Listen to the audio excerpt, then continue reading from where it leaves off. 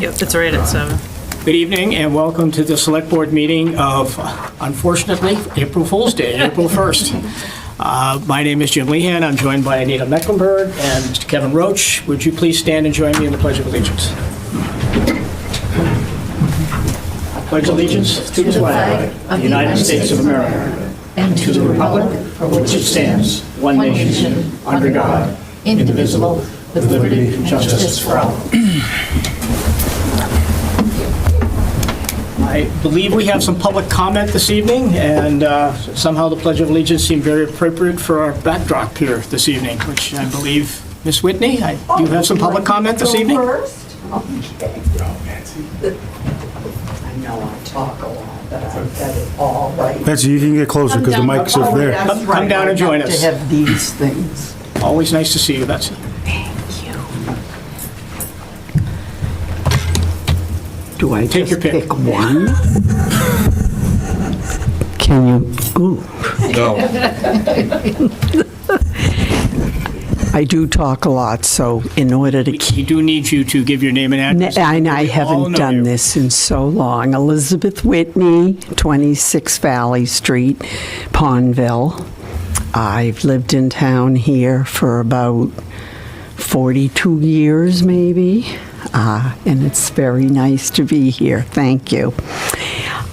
Yes, the posters are right there in honor of the 250th anniversary of the American Revolution, out of which came the freedoms of the United States of America that we still enjoy and have gotten better today. And as a member of the Historical Commission, knowing that the country's 250th anniversary was coming up, we decided to recognize it formally down in the, I guess it's the second Rotary, right in front of the church, and it's on the side of Town Hill. Well, on April 17th, 1775, the American Revolutionary War began. And these posters that I put together, the first grade teacher and me, are in celebration of our country's win against Britain, which gave us liberty and freedom for 250 years now. On April 19th, 2025, all of America will celebrate this landmark date of April 17th, 1775. And, by the way, some 90 years after the end of the Revolution, the town of Norfolk was officially formed in 1870. So on April 19th, if you drive by the Federated Church, the Rotary, by Town Hill, you will see some Norfolk Historical Commission members, 3 or 4 of us, dressed appropriately with the hat and the pants and everything else. And we will be displaying these signs. We will be, and I did get permission from this exemplary board. I don't think you, I wasn't surprised. I know you were in support of this. We will hold signs for passers-by.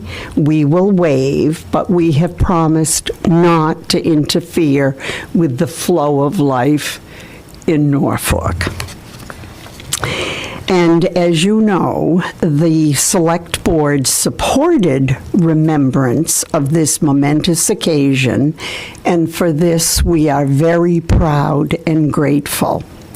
Now, as I speak, a large banner, which is 12 feet by 3 feet high, is scheduled to be hung above the rotary stone wall for a 2-week period. Hopefully that it's in the final stages of being made. I spoke with AD Print this morning. If something were to go wrong, we still have our backup signs. We have our historical commission members, and we will, in Norfolk, be celebrating the 250th year of freedom since the end of the American Revolution. And we do have the press coming, too. So, thank you. Thank you. As you know, I don't give a little speech short. It gets long. Thank you very much. Thank you so much.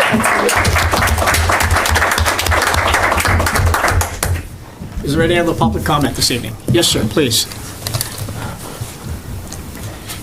If you could just give your name and address. And Sure. John Griffin, 55 Priscilla Ave. I'm here tonight to address an issue that's been going on since 60s. In 1960, roughly, Franklin needed some land from Norfolk so that they could put in a well. Well, let's flash forward. Every time there's a drought situation, and we've been through this before, everybody's like, here we go, it's going to be a Kingsbury Pond. This year, we're down year over year 8 feet. That's 8 full feet down to about 7 acres from 28 acres, and it can be prevented. I think, this town, private people along the lake have spent millions and millions and millions of dollars going in here and saying seeing what they could do to shut down the wells, to tell Franklin, you can't do this anymore. And it's all been unsuccessful.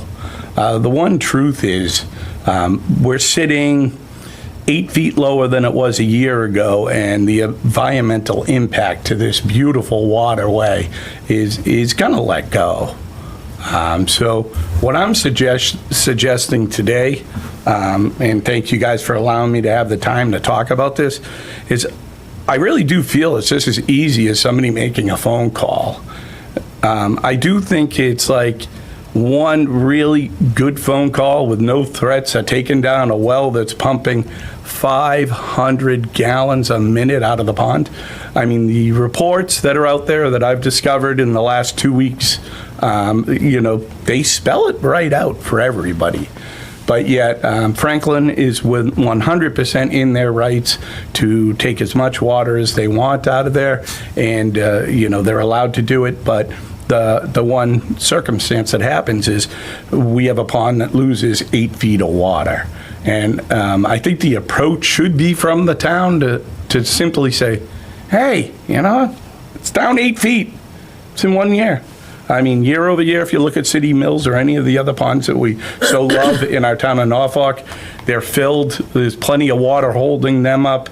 But the aquifer in which recharges Kingsbury Pond, which is unique, has a tap in it from well number 4 and well number 5. It's taken, 500-600 gallons a minute right now as we speak. Now, I ask if we can get 100 gallons less a minute, that'd be a win. Can you work with us and give us a couple back a little bit, because we're in drought, and the drought part of this is it's the aquifer that recharges it. We all know. I don't want to pretend like I know everything about this, but I did very mild research on it, and it's pretty easy. Can someone just make a phone call up and say, can you help the pond out a little? And I ask all of you guys and everybody in Norfolk, as we're celebrating the 250 years that is in here. Benjamin Franklin, he loved Kingsbury Pond. He swam in it. And, why would Franklin want to do that to Benjamin Franklin's favorite summer hole where he would enjoy swimming? I just want it to stop a little less. And it will come up. But I just ask, I don't know where else to start. I've spent a lot of time, and I appreciate this town, and I appreciate you guys and all you've done for this town. Yeah. So if I could get 50 gallons a minute back in the pond, it's a win. But thank you all and anybody you could talk to. And we're just going to keep pointing it out to everybody on the social media as much as we can to say help, you know? Thank you. Thank you, sir. Thank you, John. Is there any other public comment this evening? Is there any on our TV land there? I don't see any hands. Okay. All right, Justin, moving to the agenda, sir.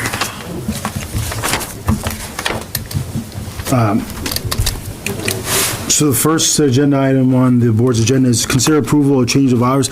I believe a manager on record here on behalf of the horse is here, but this is a simple change to their all alcoholic beverages license as well as common victual entertainment license. This is some new information that we got, so we gave it to you this afternoon, but they would like to have those licenses changed to the following hours: Monday through Saturday, 8 a.m. to 1 a.m., and Sunday, 10 a.m. to 1 a.m. And they've given us all relevant documents there.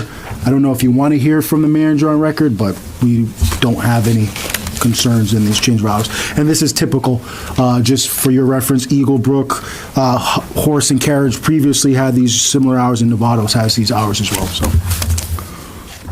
Okay. Any questions, Kevin? No. Nita? No questions? Okay. No further discussion. Do I have a motion to approve? Yes, I move that we approve the change of hours for the horse and all their alcoholic beverages, common victualler license and entertainment license to be Monday through Saturday, 8 a.m. through 1 a.m., and Sunday, 10 a.m. to 1 a.m. I'll second. Further discussion? All in favor? Aye. Aye. All righty. Thank you. You're welcome. The next item is consider approval of the use of Town Hill for the Field of Flags, which is going to be from May 17th of this year to May 31st. Just for the public's knowledge, the dedication ceremony will be May 24th. This is an annual event. There's no concerns by our team. It's a beautiful event. Very meaningful event. Any discussion, comments? No, I would just agree with you. It is a really moving event, and to see the flags is so much. It's also really fun to see the team of people putting the flags in, the different generations working together to make it happen is really special. So I would encourage people to take note and to definitely come by Town Hill and see our field of flags. I would just add that there's always a lovely ceremony that takes place, I believe, on that Saturday. Yep, May 24th. I've had the pleasure of going to it many times, and we get such a small attendance to it, and it's a shame because it really is nice. So if you have an opportunity and you're free for an afternoon, come join it because it is a very, very moving ceremony. We usually have, I think, the commanding officer of the Constitution that usually attends this, and it's so if you get a chance. Any further discussion? Yep. All in favor? Oh, should I We make a need motion? to make the motion first. My I move that apologies. we approve the use of Town Hill for the Field of Flags from May 17th, 2025 through May 31st, 2025, with the dedication ceremony on May 24th, 2025 on Town Hill. Second. Further discussion? All in favor? Aye. Aye. Justin? The next item is to consider the utilization of Town Hall for a program that Teresa Fernall, Bill, our Veterans Service Agent, as well as Sheriff McDermott are doing. They're going to deliver packets of information to veterans, and so they needed a staging ground, and they needed from 9 a.m. to 12, and we're available at Town Hall, so they asked if they could use the Select Board room to put those pamphlets together on May 3rd. Don't think anyone has a... No, that Do I sounds- have a motion to approve? Yes, I move that we approve the use of Town Hall on the, for the distribution of veterans packets on May 3rd, 2025, from 9 a.m. till noon. I second. Further discussion? All in favor? Aye. Thank you for taking care of our veterans. And then number 5 is, we've had a few of these, and the board has handled these very well. Another referral of zoning bylaws to the planning board. When we get to the warrant, Rich will just talk about this a little bit further, but this is the MBTA housing article that we had proposed moving forward to address the property where that 40B and Pine Street is located. So we'll talk about that during the warrant, but this is a sort of a standard motion that we have to do. I don't think there's any discussion here. Go. No, we want to support our planning board. So I move that we refer zoning bylaws back to the planning board for a public hearing. Second. All in favor? Aye.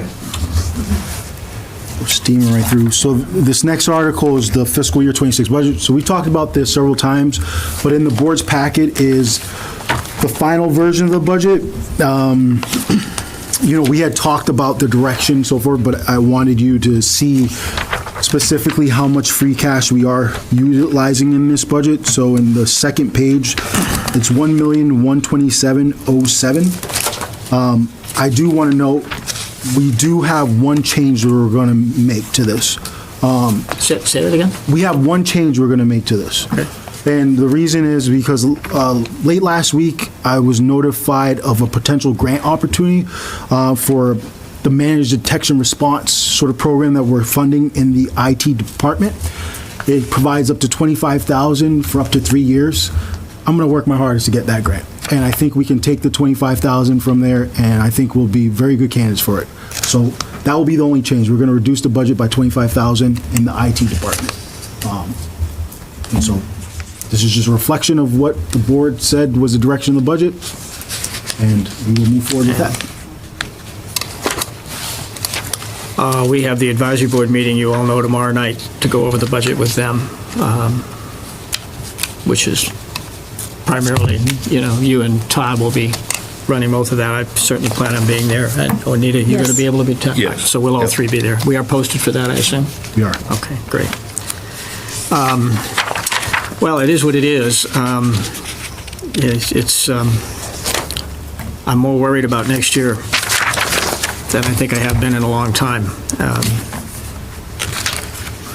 I'm concerned about revenues. I'm concerned about, as I said last time, I encourage you, Justin, to start the budget process July 1, not the traditional December or January, and, what do you need, what do you want, and what's the level of service? I think that process is out the door this year, and we're just going to have to look at every single cost, every single position, everything that we do, because our revenue, I worry about. New growth is a huge chunk of our money. It's down substantially. I have no idea what the economy's going to do. I don't think anyone does at this point in time. But we're going to have to take a deep dive and take a look at every single cost item in this budget, and we can't do it in December and January. We got to do it July 1. And you and I have talked extensively about this, but it's got to start July 1. I've taken note of that. We had a department head meeting, I think, last week, and, Todd and I spoke with all of our department heads just to relay the message that we've received from advisory and from the board. So I think everyone's aware of that. And I also think that's why I'm glad that the board is going tomorrow to advisory, because I think this is, a comprehensive discussion that needs to be made with all the stakeholders. The public needs to be aware about the budget as well, so we can make those decisions sooner. I agree with you. We're going to have to start this process a lot sooner and, have some clarity and a decision in what direction we want to go. So message is heard, it's been relayed, and Okay. we're aware. Starts July 1. I don't have any questions on the budget. I've been through it too many times. I'm good. Well, good, it's a bad way to say it. It is what it is. I'm sure the advisory board is going to have some discussion on stabilization funds tomorrow night. I think it would be a good idea, you may have done this, did you put a slide together on the alternative use of free cash to display that? Alternative use, what do you mean? The numbers you and I ran through on that, as to why we're using stabilization funds? Oh, yes. Well, I talked about that with advisory, but in terms of why we can't use the free cash for Tri-County, is that what you're asking about? Yeah, I just think if you did a slide Yep. that illustrated our conversation on that, Sure. I think that would be something that would be meaningful. The slide projects better than the words. Okay. Yeah, I can do that. I didn't do it. I did mention it last week to advisory at the end of it, but I can do that. That's a simple enough Because process. I think it answers the question. Yeah, and because we've gotten sort of updated budget transfers figures. We have some transfers that we have to do for fire department, et cetera, so that adds on to these decisions too. So, yeah, we can do that. Okay, thanks. That's easy enough. Questions? Anybody? No. Kevin? No. Okay. I was just going to ask, can I get a formal vote on proving this Yep. is the form? By all means.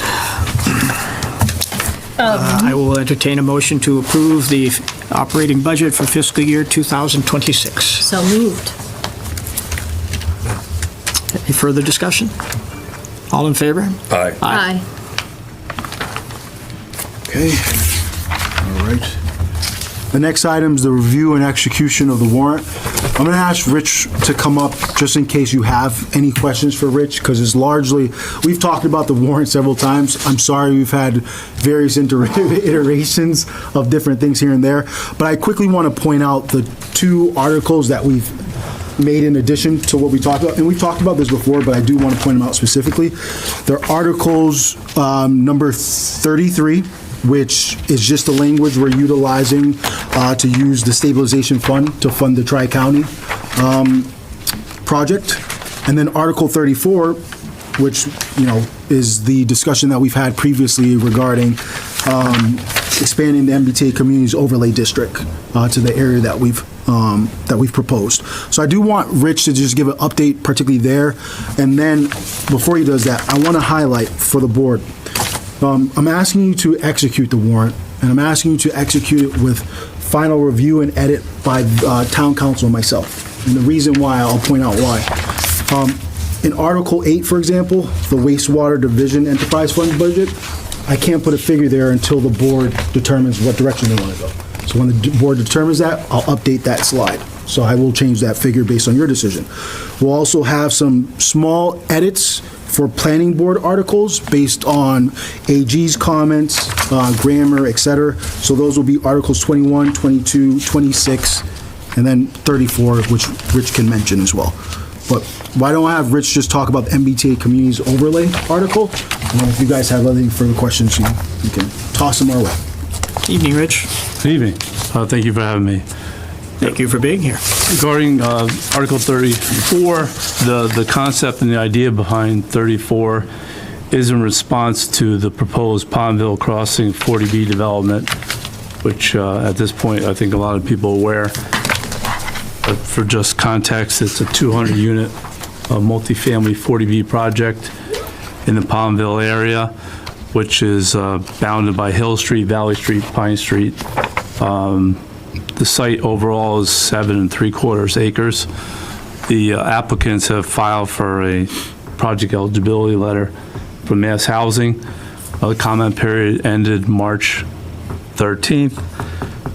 Customarily, it's about 2 months from that point when eligibility letters get issued. In the process of comments being put together by staff, the public, and so forth, there was concern about the scale and size and nature of it, and that it was very large unto itself, but coupled with inside of it is another 59 units of multifamily 40B that already has a project eligibility letter. So in total, this is approximately 259 multifamily units for that area of town, which is a high concentration of housing in a small area. The thought that by extending the MBTA overlay district to cover this site, there is an option by which the developer would have the choice to go under the MBTA zoning, which by nature of doing that, it brings the density down to 140 units, because the MBTA zoning has 18 units per acre. Multiplied by the size of the project, it's 140 units compared to 220, which is approximately 26 units per acre. It needs, in discussions preliminarily with the developer, as I just mentioned, it's their option. If we don't have that option, then we don't even have a choice to be able to give it consideration. And so the thought is bringing this forward, it provides an option for the community to kind of consider options there.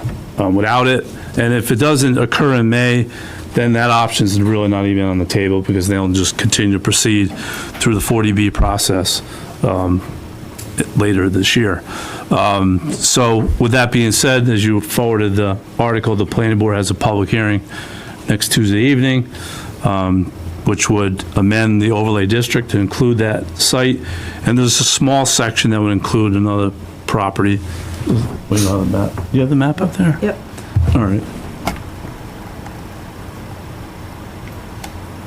So essentially, the area that's outlined in B is what we're talking about. That would be the addition. If you see the yellow line going across, that's the existing district. I've had discussions with the Executive Office of Housing Livable Communities. We're not officially designated, although I understand we're getting closer to get official designation, but the zoning's in place. So we are an MBTA community. What is required from housing livable communities, if you change districts, they need to be notified. So they've been notified that we're proposing this addition, so they're aware of it, sent in the context of it. So just want to let you know they've been apprised of that change. In this proposal is an addition, so there really isn't any work necessary more to do with them. If, for instance, the town were to decide to remove land from a district, then that would be a different situation, but that's not the case here. So I think it really comes down to, being able to have some options to provide the best project for the town and the residents and the neighbors, and this is a potential pathway. There's no wins either way. It's trying to work to get the best that we can out of of what's being proposed. As you well know, we're well under 10% in terms of affordable housing. Fighting 40B developments and having them denied is, Don Quixote with the windmills. It's just not something that happens. There's a rare percent of communities that are able to do that. So hopefully there's strong support for this to at least give it consideration. And if it were to consider and to be changed, there is the possibility that we would then be able to apply for grants as an MBTA for that area to help offset community impacts, which we wouldn't necessarily be able to do as a 40B development. So there is a secondary benefit. And if you read through all the comments that were brought forward, there's certainly existing infrastructure needs that need to be addressed. So there's another potential added benefit. Now the downside, yes, of course, affordable. You don't count them all as you would with 40B. It's only 10%. So that some might argue that's a downside, if you will. But I think many people would argue that we're trying to get to 10% and do it in a more sustainable way. So I'll pause right now for any questions. Comments, Kevin? No, I agree with what he said. I just want to thank you for people who are listening. It's a project we don't have very much control over. Like, we didn't choose to have this project come to our town, and because we don't have enough of the affordable units in our community, we're kind of out of control of this situation. And I just want to commend you for your cleverness, because this is very clever, and it gives us some options that we didn't have before, and it gives us some options that will help the residents and the abutters, and it gives us some I think it's super clever, and I thank you for your cleverness, and I hope that the town sees the wisdom of that. It doesn't change the big picture that we don't have any control, or very much control, other than saying what we thought, which we have done very nicely and through your eloquent letter and through feedback from all the departments. But I think this change gives us some options, like you said, and I'm grateful for that, so thank you. You're welcome. Rich and I had a chance offline to go through this and to talk about it. We had a really good discussion, and you sent me some numbers that I could do an analysis. I did that analysis, and you were right. The numbers work to do this. It makes financial sense, not only for us, but for the developer. And I'm not aware of the differentials regarding any infrastructure costs you might have, but logic would tell me 140 is less than 200, no matter how he wants to work it. So without even making that adjustment, the numbers do work, which kind of surprised me. I thought it was going to come out the other way. So it is a creative alternative, and hopefully they'll... I think the incentive, what I'm saying is that the numbers work. He has a financial incentive to choose this route. Agree. The numbers work for him. And I think, from prior conversations, their interest overall was to provide rental that's in the 1 or 2 bedroom. They feel like that's Right. a real strong market need, so that gives them, Which helps alleviate the school issue. what helps on that side and gives more flexibility, so I would hope they would. Yeah, it's a creative thought, and as I say, I didn't expect the numbers to be as dramatically different as they were. So, okay. One thing I just want to add to it, I appreciate Rich's effort. I appreciate Sue's effort too, because Sue has appeared before the planning board. We had a discussion yesterday at the Affordable Housing Trust, and with both options, whether it's 40B or going this route, the board has given us direction. We want to have options to utilize and also present to the town. Now, we're not guaranteed. This is subject to the developer's decision too, right? I think giving us options. One thing that we will do, because I think is important for the community to understand this, especially as we enter town meeting, is to do sort of a pros and cons chart, because there are pros and cons on each side of those things. So we want to make sure the residents, as we're heading to town meeting, they're informed of that. And I think Sue and Rich have done a good job presenting that so far to the various boards and committees that we've done. And yesterday, the Affordable Housing Trust did vote to support this article. Thank you. Yeah, and I'm glad, I heard that too, and I'm glad they did, because, it is a difference between 200 credits versus 14 credits, and that's a significant difference, but the impact difference is dramatic. And the overall impact is more important than the number. So, yeah, well done. Great idea. Thank you. Thanks to everybody. Yeah, thank you. Thank you. So that was largely the main article that is different from what we've talked about these several weeks. I don't know if you have any other questions regarding the articles. If not, I think we're ready to execute, if the board wishes to do so. Fine, you're fine. I do not have any questions. No, I don't have any questions, no. Okay. Shall I? So let's go for it. I move that we execute the warrant for annual town meeting with final review by town council and the town administrator. And edit. And final review and edit by town council and town administrator. Thank you. I'll second it. Any further discussion? All in favor? Aye. Aye. Thank you. The next article is to consider declaring a state of... Oh, where did Rich go? Thank you, Rich. Oh, Rich is still here. Oh, he's still here. Thank you. I He's not off duty yet. He's got a couple more items coming up. wanted to say thank you.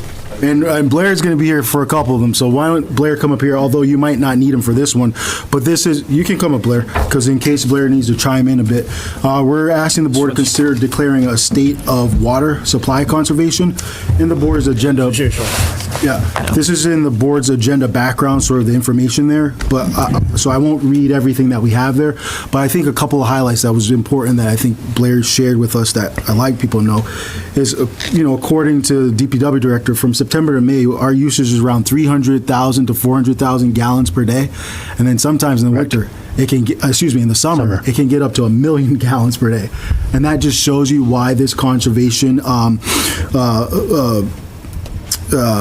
request is in place, and this is within the board's right to do based on our bylaws, the town's water commissioners. So we're asking specifically for 3 restrictions: only handheld watering, no use of automatic sprinkler systems, and no filling of swimming pools. And obviously, too, we all know we've been in a drought for some period of time. We had comment about that, right?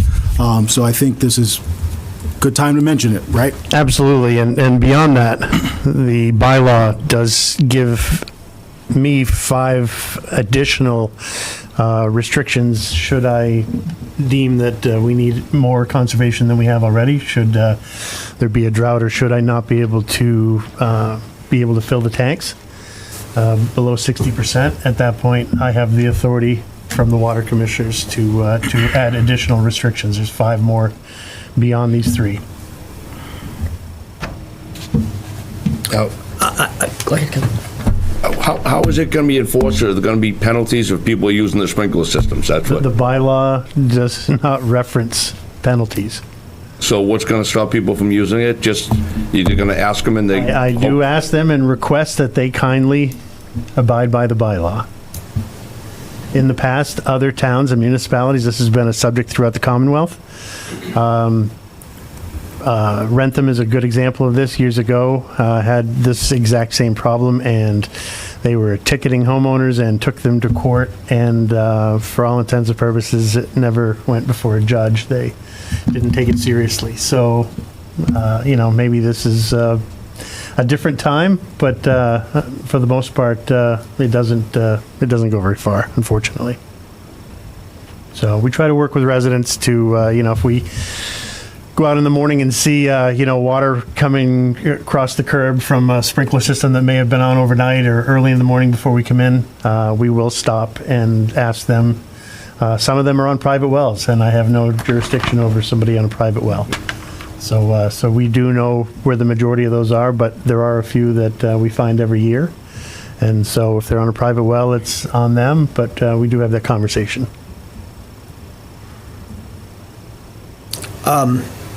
I get asked the question about, the issue as to why, and I think it would be, if I may, I'm just going to read this one little paragraph, because the issue isn't, it's not so, aquifer obviously is always a consideration, but the issue is the fact that we have tanks. Right. And those tanks have to be filled. And when you draw out more than you can put back in, it becomes a hazard and a risk to the community. And that is the primary driver for why not only us, but all towns really And around here firefighting. do this. Beyond that, but Correct. yeah, so that's why the additional 5 are there. If for some reason the tanks get to 60%, which obviously is not only a drop in volume but a drop in pressure, then that's when I have the authority to move forward with additional restrictions. And we only have 2 tanks. Correct. So- Now, what are the additional restrictions, if you don't mind me asking? They are. A couple of them are a little lengthy, but odd and even. They're just essentially ways for outdoor use, restrictions on outdoor use. Odd and even day watering, 1 day a week outdoor watering, 2 days a week outdoor watering ban, outdoor watering hours. They're just different ways in the bylaw for me to be able to notch that down as best I No, can. there's still a suggestion as well? Yes. Okay. Any questions? The only thing I would add is that water is a limited resource, just like petroleum. Like, we can't make more water. It's just a limited resource, and so the conservation methods are important to our town, but just in general, as we look for generations in the future, our population is growing, and these are good habits for our community and for our planet. So thank you for putting this into place.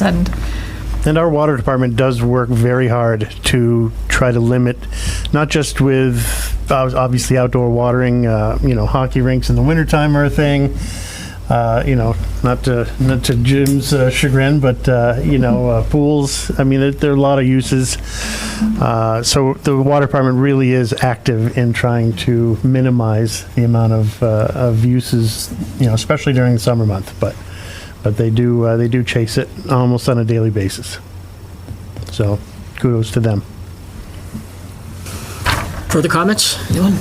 No, I just would like to say that I know the water department is doing a very good job. The Grange had a leak, a hose that was leaking, and they contacted me and said, we noticed the usage had gone up a lot, and we found the leak because of that. They were paying attention to the usage, so. Absolutely. Yeah, every morning, or just about every morning, we get a list of anybody that's used more than 1,000 gallons in 24 hours. And so those 9 times out of 10 are usually a running toilet. But we will try to make our best efforts to contact the owner at that point to make them aware of where we are. And I would say we're pretty successful at it. And so we really do chase water conservation almost on a daily basis here, amongst other things. But the water department does a great job at that. And your leakage is down to single digits. Yeah, this year it's a little bit because of the water main projects and some things that we had going on, so it's a little higher than it was the year before. But again, we're being as diligent as we can to try to minimize. Every single year we have leak detection. They come in. We're constantly inspecting different valves and lines throughout the town. So it is an ongoing process. You try to catch them when you can. Residents are always pretty diligent about seeing odd places where water may be coming out of the road. Sometimes it's natural phenomenon, but they are pretty good as well. So it does take a team effort, and I'm thankful for everybody chipping in. Okay. Kevin, do you want to make that motion? Let's see, I don't have it right in front of me here. Let's see.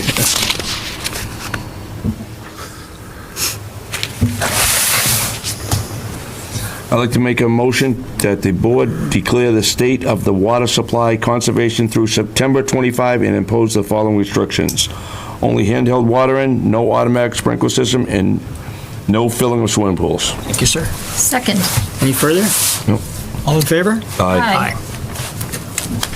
The next item, I'm going to quickly toss it to Blair. He can give, I think it'd be good to talk about the water meter replacement program that we're going to do, but just for the board's information, the public's information, in the packet, there's a lot of information about how we got here, but Blair worked with town council along with Apex to get us to this point here, so we think we have a good program, but I'll let Blair just give a quick synopsis of the water meter replacement program that we're doing. So a program that we've been working on for well over a year is the replacement of water meters. And again, for a number of reasons, the water meters that are currently in use are outdated. We're having difficulty getting them at times. Sometimes we wait months. So there's a lot of issues with replacing them, batteries and so on and so forth. Not only that, but newer technology is available for that. So as we go through this program, we looked extensively at web-based water meters so that users can see how much they're using, which a lot of times will negate some surprise water bills and allow residents to see how much they're using on any given day. So we put out an RFP in February. Apex did it as a third party. It was request for qualifications. They assessed we got two bids, they assessed them both, and then went out to look at references for each of the companies, which are all in your packet. I know there's a lot of information there. And then the way this is done is it's not done so much in this process on a bid price as it is on what the town needs to fulfill its mission here. So with the definitions that we set out for the equipment we were looking to use for, companies bid on it. We went through and Stiles Company came back as highly advantageous in all of the different categories, which are also in your packet. Then at that point, once they are considered highly advantageous, the second bid, by the way, when opened, was a letter declining that they wanted to do, which is odd, but that's what it ended up being. So after a highly advantageous determination, we did open the bid, and it was roughly $15,000 less than we had anticipated. So it was definitely under budget. And this, mind you, is just for the meters themselves. We did not bid the installation yet because we felt that we really didn't want to have any unbalanced bids. We wanted to essentially bid the product itself, and now we will go out and bid the installation. We felt like our pricing would be better that way, and not allow for either one or both to be marked up to to affect the town. So we did the water meters first. Now we will be in the process over the next couple of months to go after the installation piece of it, and then hopefully by midsummer start engaging in getting this done. Hope that wasn't too long-winded. No, that's perfectly clear.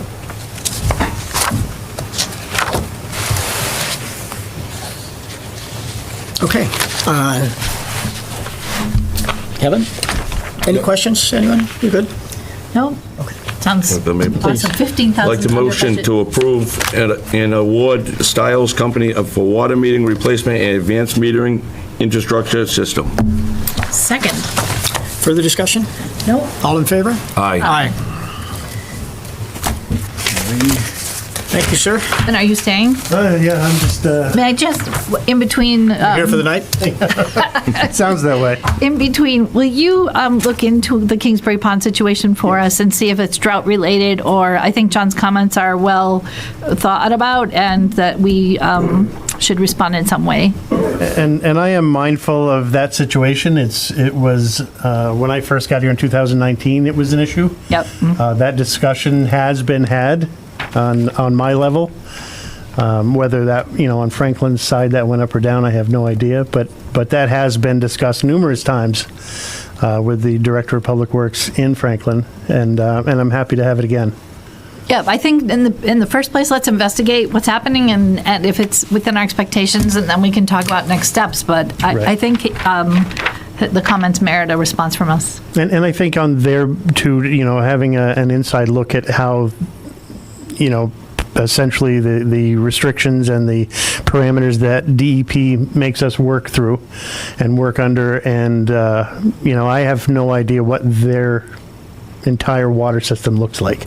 I don't know if they're having, particular PFAS problems in one place or another, which would require them to lessen, at another well. I have no real idea the intricacies of where they're at, but I'm certainly willing to have that discussion to see if there's any wiggle room there, for sure. I appreciate that. Yep. Thank you. One of the things there too, I wasn't going to mention it today, but for the following meeting, I will reach out to Jamie Helen, who's the Franklin town administrator too. So I knew Blair would talk with his counterpart, but I'll talk with Jamie and see if, at least do the effort that the gentleman asked, give a call and see if we can do something. Absolutely. Okay. This is an old issue, and sometimes as a little historical on this, we actually approached the Franklin administration on this when Jeff Nutty was there. And we actually presented before the council. And I don't think it got anywhere. They listened. They were attentive and polite and respectful, but I'm not sure anything ever happened. But we have made some very direct efforts to try and help this. But we don't get to make any of the decisions. If you don't remind me, I know this has been a long, gosh, I used to live on Kingsbury Pond, and way back when, I believe it went to court, and a judge said Franklin drinking water was more important than the recreational pond of Kingsbury Pond. That was way back when, but... I mean, and it wouldn't hurt to, obviously a lot of this was before my time here. I've only been here 6 years. But I'm sure there's, DEP, I'm sure has a hand in this in some way, shape, or form. And, so that certainly warrants a seat at the table for them as well. Because, at the end of the day, they're issuing the permit. So, I think it warrants a conversation with a number of people. Whether or not, unfortunately, whether or not that bears any fruit, I have no idea. Because my very dusty memory is that they were reducing their use of well number 4 to our benefit. Yes. I thought that was happening, and so I'd like to know. I'm just not sure with PFAS and the things that are going on, whether or not that has changed the ratios at which they've needed to pump water to suit their needs. I certainly... And it could be drought related as well, but information never hurt, so... But I'd be willing to have that conversation and report back to the board. Thank you. Thank you. And I think with town administrator would be, town manager would be helpful as well. I will do so. Okay, thank you. Thank you. Sorry to go off No, not at all. the agenda. So the next time, I'm going to add Todd Lindmark to come up for this one as well. This is to consider approval of the fiscal year 26 sewer rates. Just for context, there's a lot of discussion regarding this. As we move to the next agenda item, we'll have Rich talk about, some opportunities there. We'll focus just on the fiscal year 26 rate, and we'll walk through the presentation that we have in the board's packet and display that here as well. Todd? Hello. Hello. How are you? I'm excellent. Good. Excellent's good.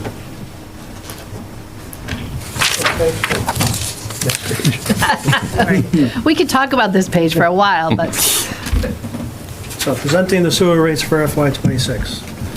Sewer rates for FY '25, back September, we had the sewer rate hearing.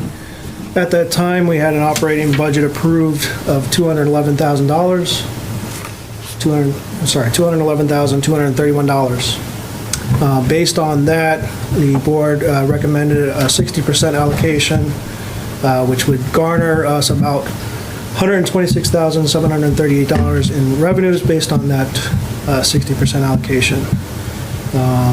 The sewer system itself currently has 64 residential users and 2 commercial users, for a total of 66 users. The way we bill is on a quarterly basis, so we take the rate divided by 4, take the total amount that's allocated, divided by the 66 users, divided by 44, to come up to the rate that we charge each of the users. Based on the FY25 sewer rate, 60% allocation, that worked out to be $480.07 per unit per quarter. And the breakdown of how much we got from residential, commercial, and the user total we anticipate for FY25 of $126,738. In order for us to close the gap on the approved budget for FY25, we potentially would need to utilize retained earnings of $84,493. And on the next slide, we'll talk about the retained earnings that are currently approved by DLS in the program. Next slide. All right, FY26 sewer rates. So we went through the budget, as we do every year, and, with last year's budget being $211,000, went through to try to cut as much as we possibly could, with some reductions there. On a variety of line items, we came down with $198,308, which is a $12,923 reduction from FY25. With as the math lays out, as Todd shown, with 64 residential and 2 commercial, using the current rate set with a 60% contribution by users, that would equal out to $450.70 per unit per quarter. Reduction over last year by roughly about $30. One of the key things here on this slide that the board needs to understand as we get to the next slide that I'll do is we have an approved retained earnings amount of $66,996. That's approved by the state, right? And so if we set that rate, we would be utilizing more retained earnings than we have. So we can't do that, obviously. So if we go to the next slide. The next slide incorporates options for the board to consider. As we mentioned before, the budget, we've done our best to bring down what we can. We've reduced legal expenses, we reduced some management, expenses and so forth for $12,000. So we have on our end are the, recommendations for the board to consider. So we have options 100%, we have 90%, and we have 80%. And we highlight what that looks like. Obviously, if it's 100% allocation, there's no retained earnings usage utilized at all, and that's option 2.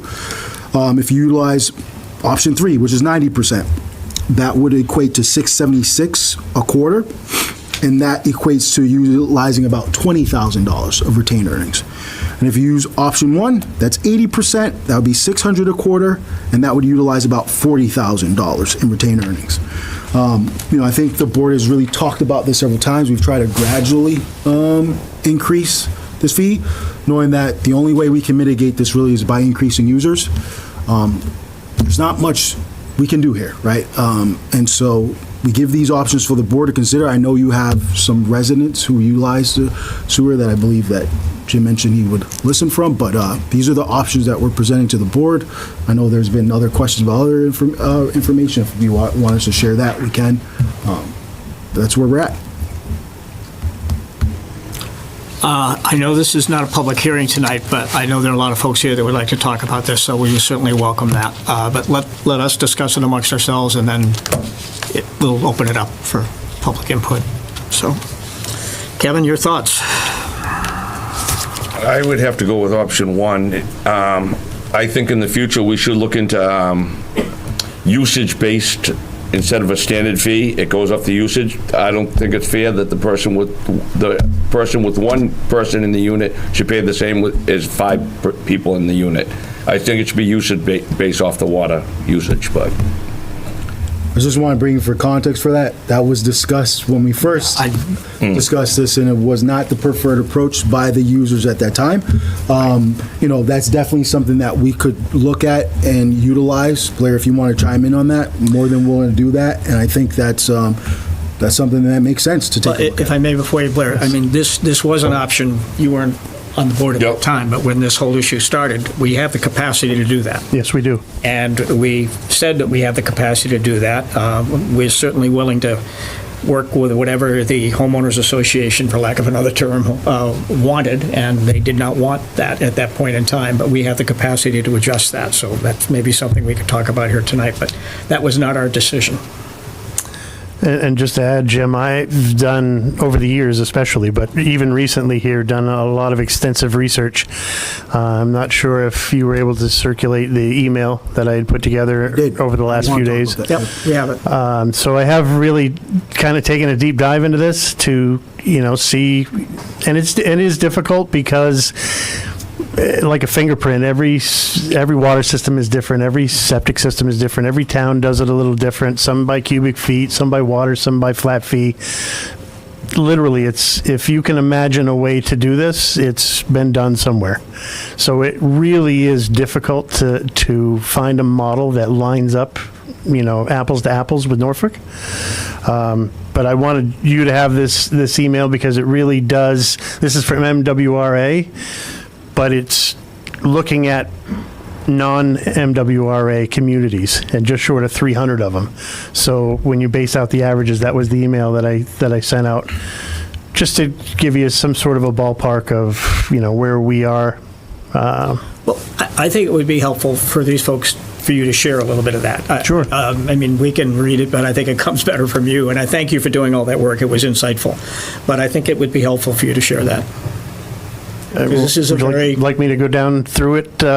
Is that agreeable with everybody? Yes, yeah. I think it's information that folks Okay. should have, and this is a very sensitive issue. Absolutely.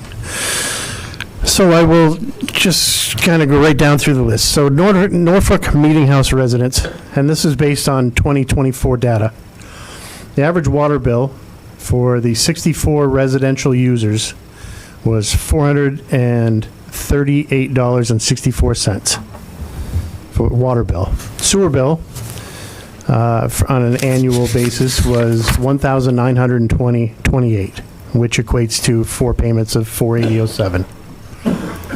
Combined, and the reason that I combined water and sewer in these instances was because that's how the survey from MWRA was. Mm-hmm. So in doing my best to line up Norfolk with these other communities, I wanted to try to make it an apples to apples argument if I could. So combined water and sewer on a yearly basis was $2,358.92. Which equates to a quarterly per household bill of $589.73 in Norfolk. Non-MWRA combined rates average, and this is 2023 data because their 2024 survey was not out. So I did make the assumption of a 5% increase in those figures, from nearly 300 Massachusetts communities. And this is all information that I found fairly easily online from MWRA. So the average annual water bill per household, as per non-MWRA households, was $781.84, which is considerably higher than what Norfolk's average was.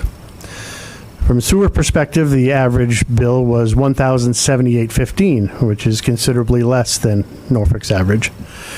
The combined of water and sewer on an annual basis per household was $1,859.99, or which equates to quarterly payments of $464.99. That is a difference between Norfolk and other communities. The yearly difference is that Norfolk's bills, both water and sewer, are $498.93 more expensive, which is a quarterly difference of $124.73 per household. I also found some data based on 26 nationwide communities and cities where the average combined water and sewer bill was $1,643.28, which was certainly higher than the survey that of the nearly 300 communities in Massachusetts, and which equates to $410.82 a quarter, just for extra data. And I'm certainly willing to share this. This was data that I found as I researched all of this, and I'm certainly happy to share this data with anybody that would like to see it. Okay. Yeah, that was really helpful. Thank you for doing that. Thanks. Anita, any comments? Oh, this is difficult. Because mostly I would just want to say it's all free and you don't have to pay anything, and that in reality isn't possible to do, just like we can't tell the other residents. Just to zoom back for new people who are listening, at town meeting a few years ago, 3 years ago, maybe 3 years ago, I think. When we did the sewer district, that was before that, even there. Yeah, But at town almost 5 years meeting, ago. we were subsidizing the sewer, and at town meeting, the town voted to no longer do that. And so we had the charge from town meeting to no longer subsidize the sewer, the way I remember it, to no longer do that. We did listen to the residents, and we said, yikes, to go from no subsidy to what you were doing, the cost increase was going to be so much. And we listened as hard as we could and as much as we could afford. And so we had, when we started this conversation, 40%, you paid 40%. That first year, it was actually even a slight reduction from your regular bill. Last year, you paid 60% of the bill, and we said we would slowly climb up because it was too big of an impact to do that all at once. But we did have the charge from town meeting to make that decision. So I think, and I appreciate Blair's data, because we don't want to do something that's cost prohibitive. I'm also super concerned about the retained earnings has an impact on this group, right? If there's something that goes wrong, if you don't have those retained earnings in there, that's going to be expensive for you personally. And so that's a risk anytime you use that, take from that bucket, that's a risk for this group. That being said, I think going to 100 is too much. So I think going to 80 is a good next step, even though I know that it's painful and I know that that's a difficult thing to say. I think that's a good next step. At the same time, we're exploring options with Blair and with Justin to what can we do long-term to alleviate this so that this isn't a permanent burden on this community. So how can we add users to this so that that is diluted? And that is absolutely a goal of this board. I know that I'm speaking for all of us in that we're trying to add users so that we can dilute this. The problem is that solution isn't a fast solution. So that solution is going to take time for us to get to someplace, but I want you to know that we see the situation, and we have a charge from our community, from town meeting, that this is what the community has done, and we've been willing to negotiate a gradual moving toward that for you. And so I want to tell you it's zero. We just can't do that, and we have the charge from the town. I think we can do the 80%, and then continue to do the work behind the scenes that maybe we'll talk more about, but continue to work behind the scenes to add users, which will alleviate this for this group. I don't know if that's, I'll let you have at it. Kevin? No, I agree, you know, until we add users, the cost is gonna be the cost, and there's not a whole lot you can be done about it. Like she said, if we don't have the retained earnings and something goes wrong with the system, who's gonna come up with the $150,000 to fix the system? It's all of a sudden, all the users are gonna say, okay, everyone's gotta come up with $8,000 or $10,000 instantly to fix the system. The retained earnings have to be there. Can I, this chart, no, I just want to ask, I know you don't like questions, but that 438, are you saying each one of the 64 is paying that for a quarter? Because that's not my water bill for a quarter, or is that the total of 64? I'm Where? just trying to understand the chart. The first, right here. The first number. My email, look at that. Microphone, please. So that is the average water bill for the 64 residential users. Yes. Okay, thank you. So we literally went into the system and pulled the bills over the past year for all 64 condominiums. Okay. And that's what it equated to. So it's not per unit, it's per the 64. Thank you. Correct. That's all. I just wanted to Yes. clarify so I can understand the chart. Thank you. Yep, you're welcome. Fair enough.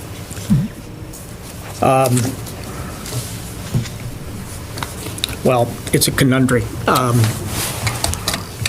I'm sure some folks out here would like to have some input, so if you would like to have some input, if you could raise your hand, come up. We need to have you come up, give your name and address. I apologize for the formality, but it's for cable at home. Peter, welcome. Blair, can you move a microphone over for him? Sure. You come up here, Peter, if you Oh, prefer. yes, you can come. I will make room here.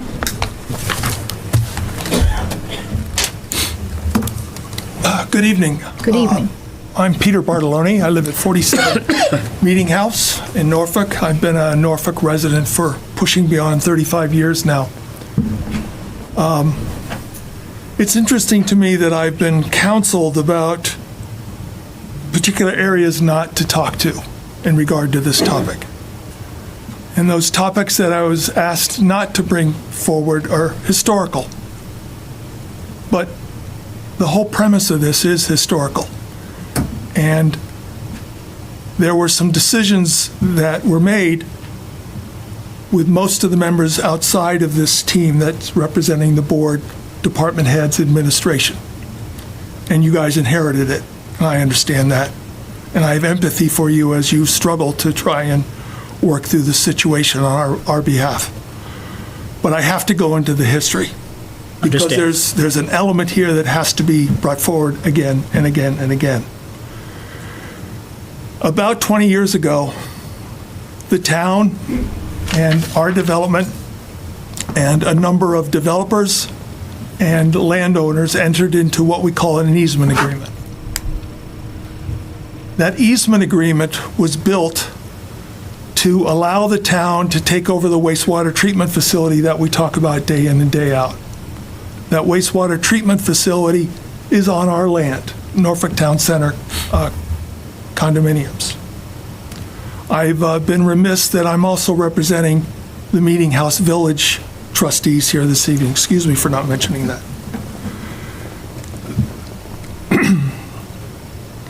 This agreement declared that all parties would have a designated allocation of the wastewater treatment facility. In other words, what's treated in that facility, if there's 100 gallons, then our portion of that would be 40 gallons based on, and then we would be billed based on the operating costs that were in place at the time. And allocations were given to each individual party. What was interesting here that all parties who signed up for that agreement elected to pay, whether they were a user or not. We have, and it's been in existence again for close to 20 years, an easement agreement that states that. Over the past few years, some of these parties to the agreement have elected to stop paying their portion of their allocation. The select board and town administration at that time, again, I'm not trying to poke at anybody here now. I don't think a lot of you were even on board at the time. The town reached out to town council, and I will paraphrase here, this is not exact, but town council indicated that they should not pursue the collection of funds that were outstanding. It would be too costly. So the town, that's what they elected to do. Subsequent administrations went through and tried to, in my way of thinking, legislate themselves out of this predicament by setting up the sewer commission, under the premise that this would allow them to set up their own rules and the way to operate, bill, and fund this district, effectively disregarding our easement agreement that's in place. And again, our allocation at the time was 40%. At the start of this current fiscal year, I think it's already been stated, our allocation rose to 60%. So allocation is not a cost. It allocates the volume of water that's treated, and we're apportion cost on that based on the operating cost that's in place in the budget that you see every day in the budget numbers. Now we were just presented with options that range from 80 to 100% of the total allocation. the town with no legal or business precedent is effectively ignoring our easement agreement. Their decision and inability to collect outstanding funds or make any attempts to do so is shifting the burden of this cost on the current residents of two small to mid-sized condominium communities and a couple of business interests in town.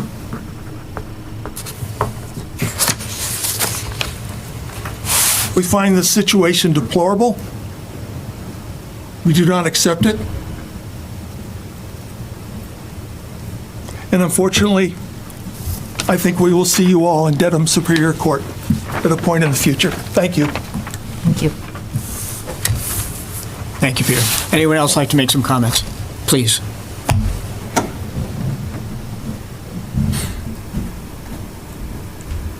Yeah, it is just a comment. Sherry Carter, 35 Meeting House. And as we've talked before, and you talk about individual usage, what would it take to look into that?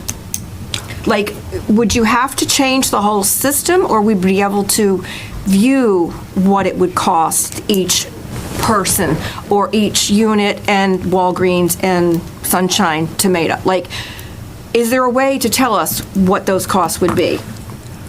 Yes, the answer to that is yes. And, So there and is. We've had the capacity to do that from day one.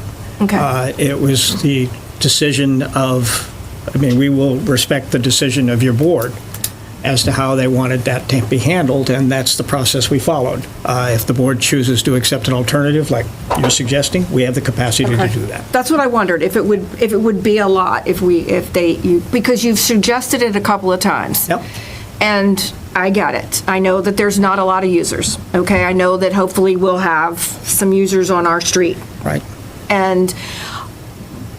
But I think that it would be nice if we could actually see what y'all are talking about, with the individual users. I think one thing that we have, depending on whatever sorry, Jim, but depending on whatever the board decides here, I think that's something that we could be prepared for the next sewer discussion, and have, a consultant even look at it and lay it out so people can see, apples, how it looks. That would be nice, Yeah, too. the issue that's before us tonight is the rate. Yes, I get that. In terms of how it's parceled, that's an open conversation that we have the capacity to do whatever you all feel collectively is in your best interest. Thank you. Yeah. And I think that the reason that, we had this discussion years ago, and that's why we've stuck with that same model, because that was the will of the residents at the time.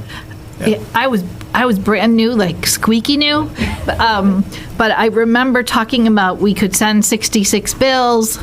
I remember that conversation, and they were like, no, this is how we want to do it. So I do remember making that offer, even though that's surprising because it was a long time ago. But And again, every water and sewer system has its way of billing. There's 50 ways to Sunday to be able to do this. So, I mean, the data's there. It just takes a little bit of time and effort to get there, but it's easily doable. and I don't know if I'm over speaking or under speaking. And again, it's going back to neurons. Can't do both, you can only do one. But those neurons, the reason we pursued the independent, or one of the main reasons that I remember, being brand new to the board and kind of like we're talking about sewer districts, and that was a new space in my brain, but was to give us some teeth so that we had the ability to have consequences for non-payment. Right. And so we wanted to be able to pursue that, and that was our motivation in doing that I remember. Well, one of the beautiful things about history is that we all remember it through the eyes that we observed it. And I was on the board when the original agreement was signed, and the allocations in Peter's account of that is correct. It was with Mr. Borelli, and the various lots that you see here were each allocated that are undeveloped at this point and still undeveloped were allocated a certain portion. And initially they were collected, and it did stop. And our ability to collect, we will just respectfully disagree on how that happened. It was not ignored by any stretch of the imagination. It was our inability to collect. I was not on the board when the changes were made, so I can't speak to how that all happened. I wish that it weren't before us today, because I do recall the way it used to be. But council has advised us, as a result of town meeting, that we do not have a choice. And I understand the repercussions of that, and I respect that. And we anticipated that. We've set aside funds. I mean, we're having an open conversation. We've set aside funds in the operating budget to deal with that. We don't have a choice, which is unfortunate for both parties. I don't know of a way out of this. I have thought every creative way I can think of. We cannot allow this to not have retained earnings, no matter what. It's a system that's been, how old now, Peter? 25 years? 20 years. Yeah, getting pretty close to that. Things break. The older we get, the more we break. So we cannot allow that to happen, and it's an enterprise fund. It's a self-supporting system, which is what the vote took place at town meeting. That's what it created, is a self-supporting system. And the town voted for it. So we're stuck in that quandary of having to maintain that system within its own financial resources. We don't have a choice. What's where we disagree, Jim? We will, I understand, Peter. I think one point. Let's not get into a back and forth. Peter. No, Peter, no, Peter, no, please. Up on the microphone. No, we're not going to get in a back and forth. I'm responding to your comments that were uninterrupted, so let me just respond accordingly. I understand the sensitivity to it. I don't know of a way out of it. I do not support going any higher than 80%. I frankly would prefer to go 70%. But I know it depletes our retained earnings. I ran the numbers down and it doesn't work. I wish it did. It's for every 10%, it's $76 on average, collectively. Although it's close, it almost works at 70. I know you don't like my math. I know that.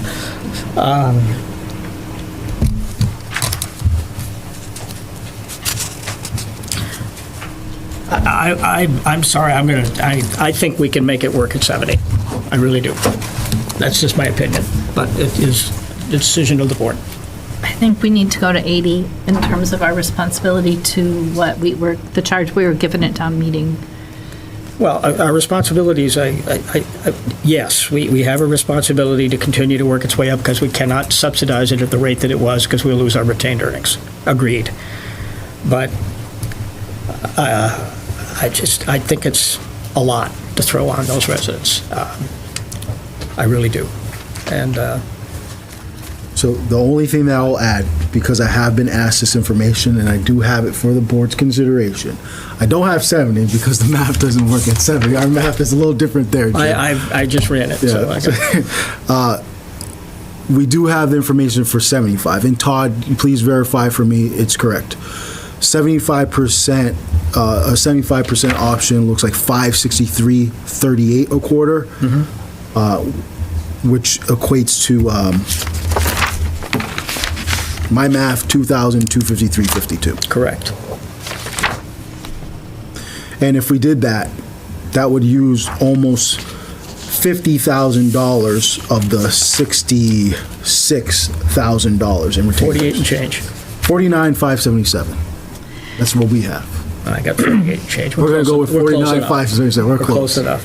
So my math, which is not the same kind of math as your math, but basically going from 60 to 80, I put on my homeowner's hat, which is a simpler way of looking at it than you're looking at it in a very complex way. But to go from 60% to 80% for the homeowner, like when you're balancing your checkbook for the month, it comes to an additional $120 a quarter.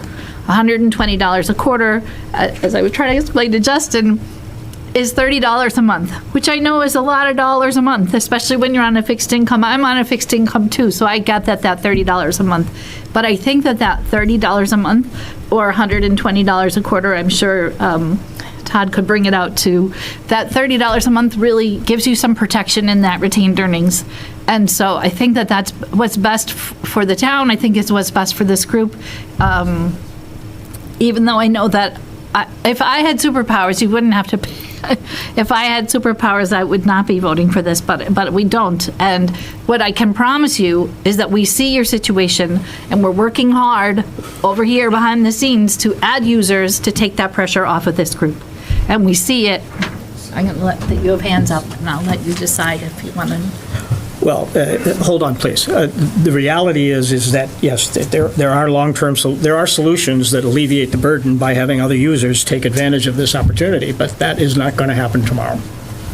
That's what we're going to talk about next. There are conversations and actual things in the works that have the potential of alleviating this within the next couple of years.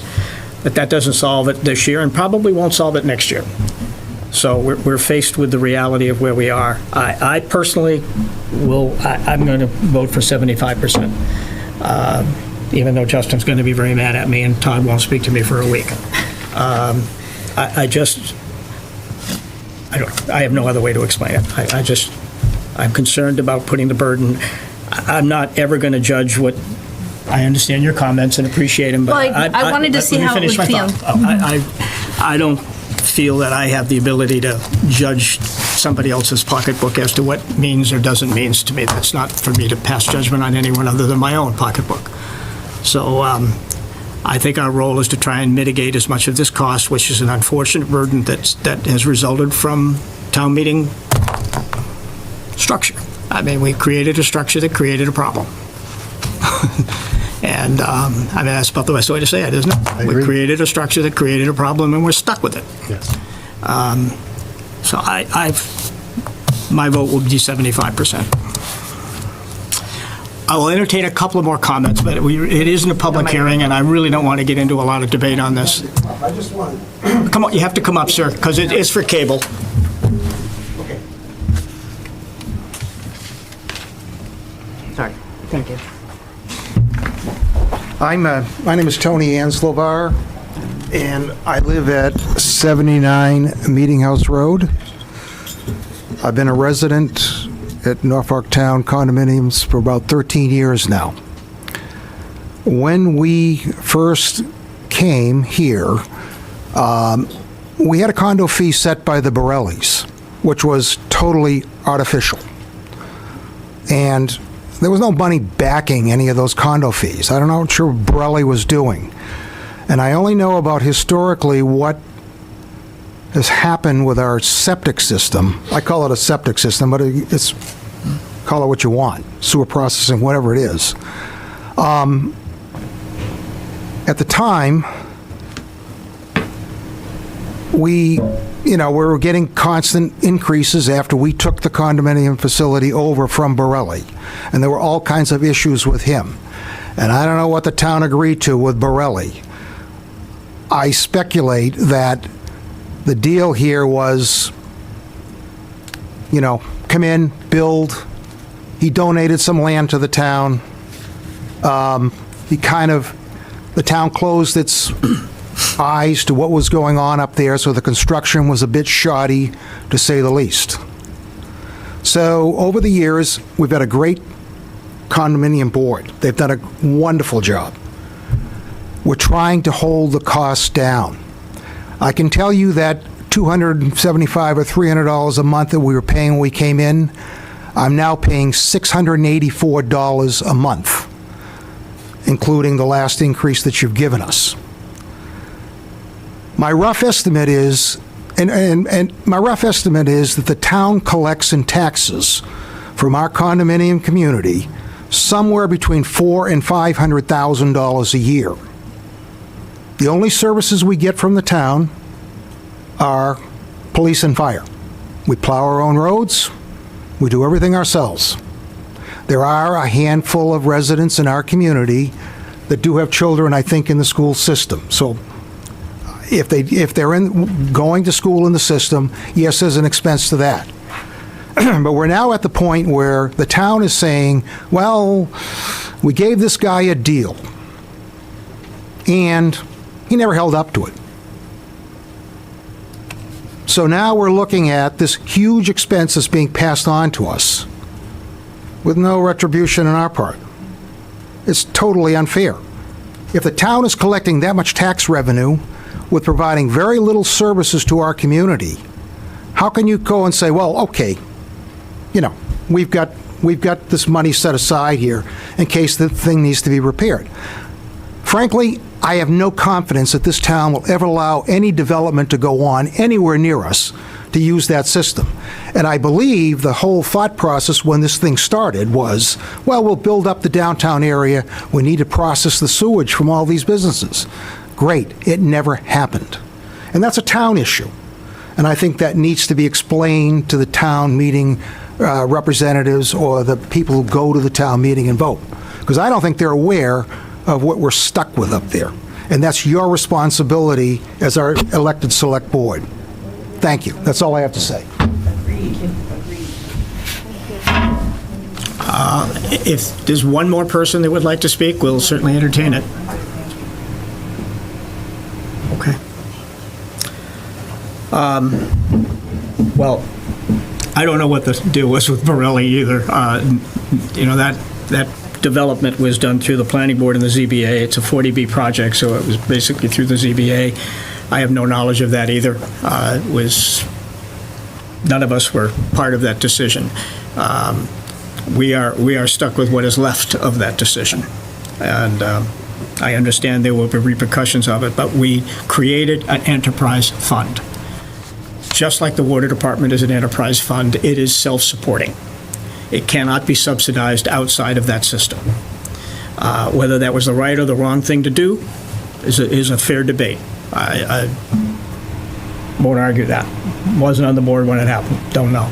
But it was a town meeting vote, so being on the board is irrelevant. It was a town meeting vote. And we're stuck with that decision. So we cannot allow the retained earnings to be depleted to the point where we put that system at risk. We cannot. And we can't subsidize it outside of that. So I won't argue about the merits of the decision or how we got there. All I can tell you is where we are. And we're stuck at that. But I still favor 75%. So we'll have to make a decision. I feel like because our hands are tied in terms of our ability to subsidize this situation, if something were to go wrong, we cannot subsidize this situation and it lands on this community. And so I feel like when we started at 40, we started with intention to say that this is how it has to be and we're going to gradually go up. And so we've been, I think, transparent about that. And so I feel like 80 is the safest number. Now, maybe if we stay at 80, then maybe we can stay at 80 next year. And maybe I want to hear the magic that you're going to share with us so that it can ease the pain is what I would very much like to do. But I feel like I think that the town isn't at risk. The town isn't at risk whether it's 75 or 80. I think it's this group that's at risk in terms of we're compromising the retained earnings that are in there that protect them. The retained earnings don't protect us. It protects them because we're not allowed to subsidize. So that I'm pretty strong at 80, having done a different level of math than you did, but having really thought about it, I think in terms of weighing the monthly cost to a unit and then weighing the possible impact, I think that's a better decision. Well, and I think this One more question. Just one more, though, please. Yeah.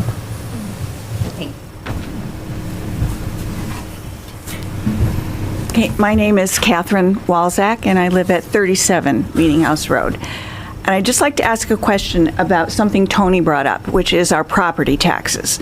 We're paying a tremendous amount of property taxes up there. We really don't use much of anything. There's maybe a maximum of, 5 kids that go to school. Would it be possible to look at the property taxes of the 64 units and possibly direct some money out of the property taxes that we pay and put it into the sewage system? I can answer that question for you. I live in River's Edge. Yes. Okay. We don't have any kids. No. Because we're all old. Right. And I have had discussions with folks down there about why are they paying for schools. They're not allowed to have children. Why are they? I say allowed. That's you're not supposed to have any kids living with you there. Whether they have them or not is a different discussion. We don't have a menued tax system in the state of Massachusetts. You can't pick and choose which services you want to pay for. The state does not allow that. We are a collective body that shares all costs, whether or not you utilize them or don't utilize them. This is a debate that goes on down at Cape Cod all the time. Half the Cape is summer homes. They pay the same taxes as people that live there year-round and use none of the services. But that is the lot we have. And I understand it. I hear it all the time where I live. I'm sure. And I've just moved in there a couple of years ago, so I'm new to the argument. But we just don't have the ability to do that. It all goes into one bank, and it shares all of the costs associated with everything that it takes to operate the community. It is a traditional colonial form of government. We can argue the pros and cons of it, but that's the system we have. Personally, I think it's more good than bad, but we do not have the ability to do that. Well, we There's do no need legal sewage. way to do We do that. need sewage. Sorry? We do need sewage treatment up there, so. We have it at River's Edge, too. Yeah.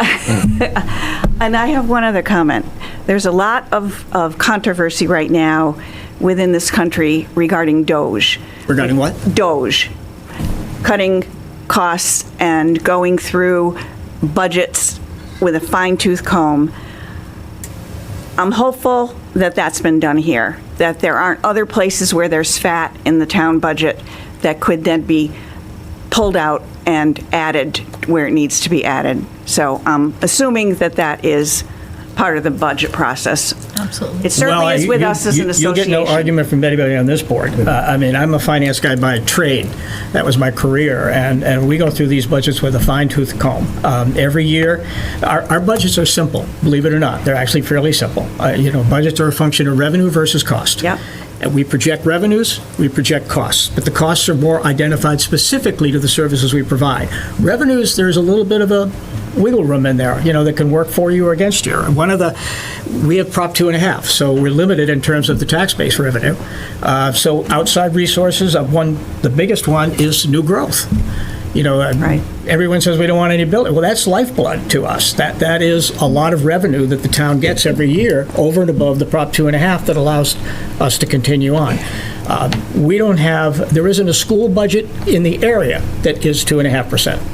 Not one.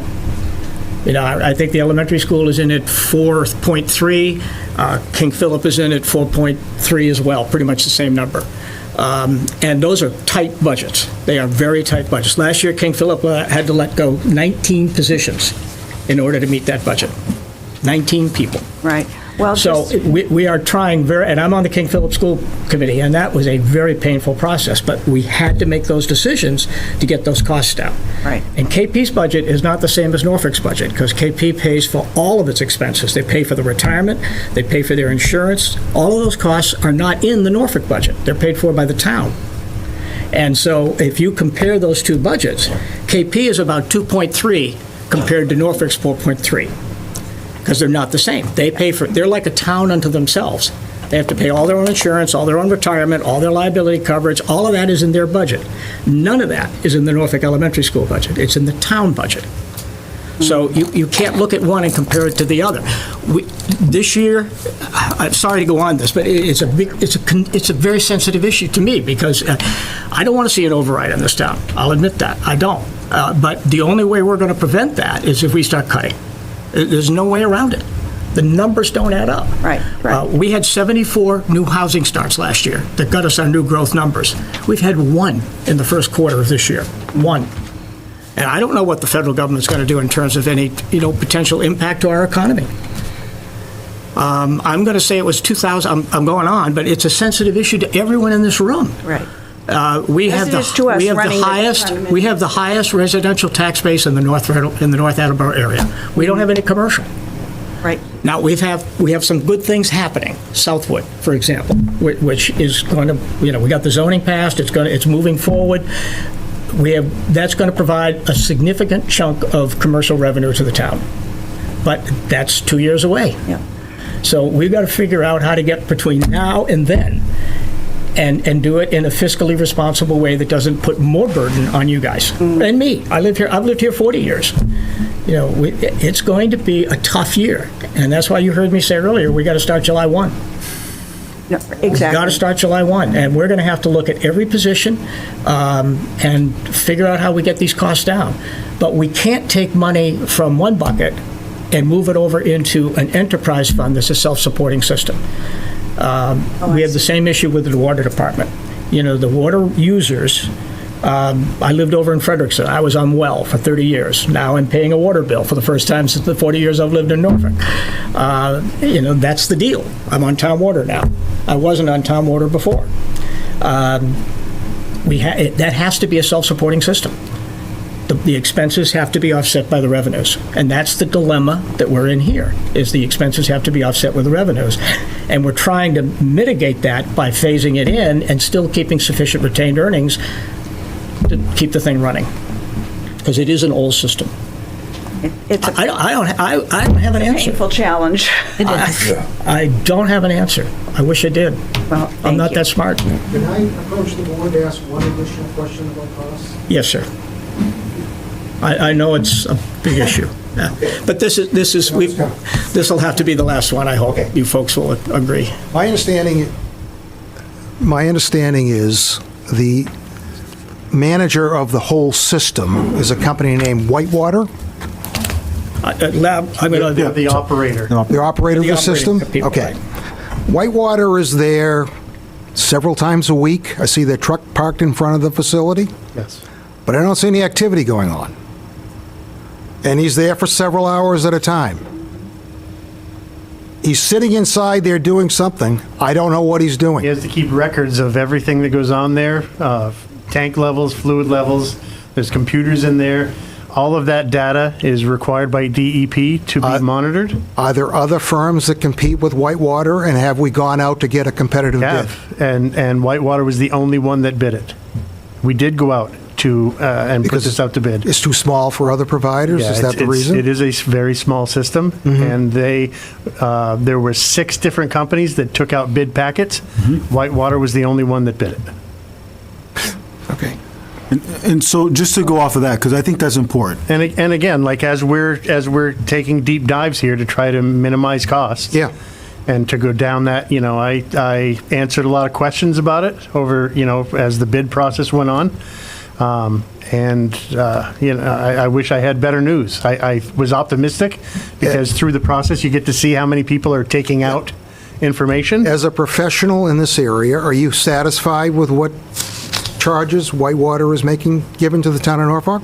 Are you happy with that? Considering what Whitewater does for other communities, I am. You are, okay, fine. DEP has not given us any, you know, DEP, especially with septic, but also with water, is very cognizant of violations. You know, they're very touchy about flows, you know, sanitation onward and so forth. So I am happy with the job that they've done. They've been doing it for a long time.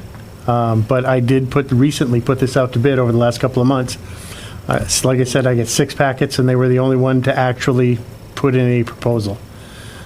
Which at the end of the day was really close to what they were charging already. What would happen if Whitewater said they no longer wanted to do this? Who would you go to? It's a good question, and one I hope I don't have to answer. All right, Jim, there was just 2 things that I wanted to address, but I think Todd wants to chime in because I think there's a good opportunity to sort of educate This here. will be the counterpoint. I think this is, Go no, for but it, this is the Todd. last thing here, yeah.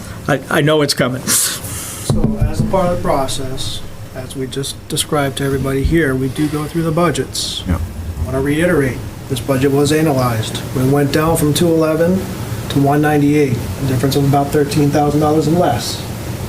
The objective here was trying to minimize the impact to the residents as best we could. Knowing all the different configurations, we stripped it down to where we thought was the most reasonable, given the constraints. Knowing that, in the process of saying we'd like to get them to a full budget, 100% allocation, we knew it wasn't going to be 100% this year. But being mindful, why we presented the 80, 90, and 100, not the 75, was that we did reduce the budget overall. So while the 80% is a number that's there, it's based on a lower amount. And that's what we're trying to strive for, you That's a fair as point. individuals. Yeah. So we were not trying to exercise anything more. We're trying to be very mindful where you're at. I know that Sherry brought up the idea of, is there a way to better allocate this? Certainly is. As you just heard, there's 5,000 different ways. We can explore those opportunities. But at the end of the day, we need to come up with a dollar amount that's mindful of you guys while keeping the retained earnings available in case there is something that happens long-term. Anything less than 80%, you're going to be using more than $40,000 in retained earnings.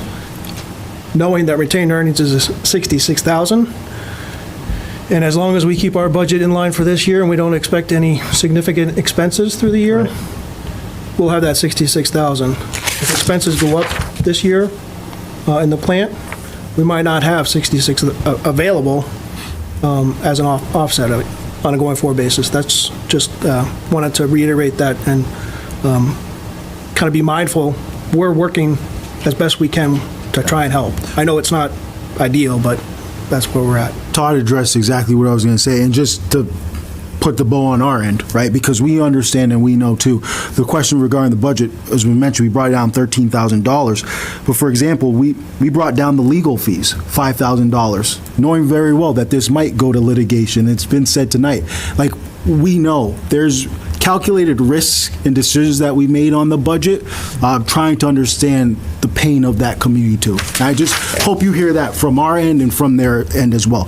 And then the last teachable moment, I think, because it's a good question, can you allocate to general fund for retainer?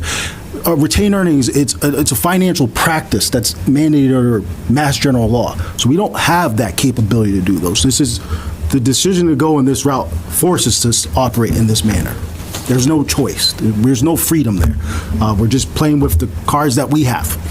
So I think that's all from our town staff that I would say to this. I had neglected in my thought process the $13,000 that you had reduced to the operating budget. That's a very fair point. All right, where are we? We have to, I think the only option is the 80%. I agree. Well, I would be outvoted at 75 anyway, wouldn't I? Yes, sir, you would. I'm sorry about All that. right, do I have a motion? Let's see here. I make a motion to approve the approval of sewer of 2026 sewer rates at 80%. Second. Further discussion? All in favor? Aye. I'm going to vote no.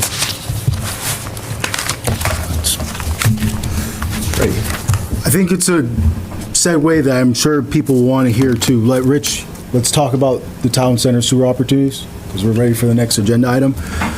So we do want to talk about some potential opportunities here. Just talking about users, this is the only way to mitigate costs. So I think we want to talk about some of the projects that have emerged, tie it in, because there was a comment about town center development that I think is absolutely correct. But I want to highlight some of the work that we're doing here. So this is a pretty holistic conversation. For Rich, we can talk about, Dunkin' Donuts, we can talk about Pulte, and also for the board's information, we're meeting Woodward and Kern, which is our water and wastewater consultant, tomorrow to dive into this a bit further. So I'll toss it to Rich. We'll chime in as we go there, because there's a lot of parts to this. Thank you. As some people are becoming more aware, if they haven't already, Pulte Group has expressed interest in developing what we know as the former Stop and Shop site for a mixed-use development, which initially is proposed would be 100 condominium units in a 4-story building, mixed amongst 1- and 2-bedroom units, with some commercial, which would be separate along Liberty Lane. In order to do that proposal the way they proposed, it doesn't meet the zoning requirements for town center. So in order to do that, there would be zoning changes that would be needed to be done to accommodate that development proposal. As Pulte came forward, but even previously when we looked at town center zoning, the analysis that continuously comes up is that the zoning is inhibiting economic development growth between mixed use and residential. So right now, the planning board is back looking at those requirements. There's a presentation that they did in just a couple weeks ago. There's a few competing pieces to it. There's a larger economy, which, as you know, we went through the pandemic, so that's impacting economic development, particularly when it comes to goods and services and sales. But the amount of commercial that's required under our bylaw isn't financially feasible, because in Norfolk Center, a lot of these sites are ground up. They're brand new buildings. So now we're building on today's code, so everything is more expensive. So to make the numbers work becomes more challenging to make projects financially feasible. We also have the inclusionary zoning bylaw, which adds another layer in terms of the financial makeup of these projects. So the initial analysis is that one size, while zoning we try to fit everything in one size fits all, it doesn't quite work for every site in town center.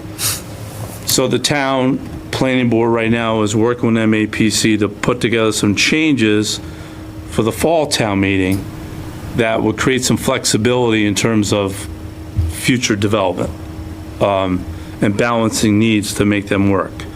I will say that at the same time, there's people in town that think that proposal is not in scale and fitting for the town of Norfolk.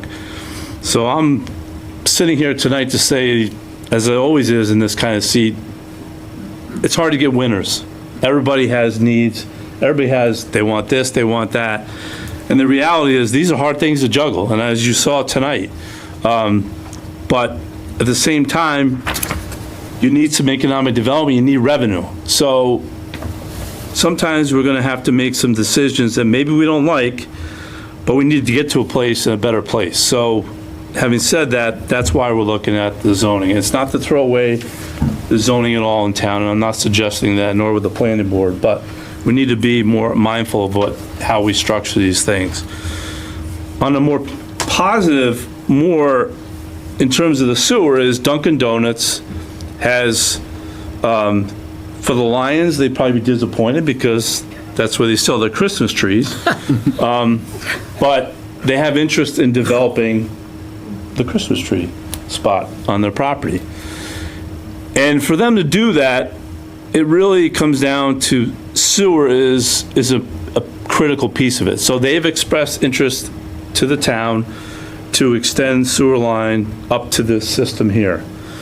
So the good news is they fit under the zoning, so there is no zoning related thing.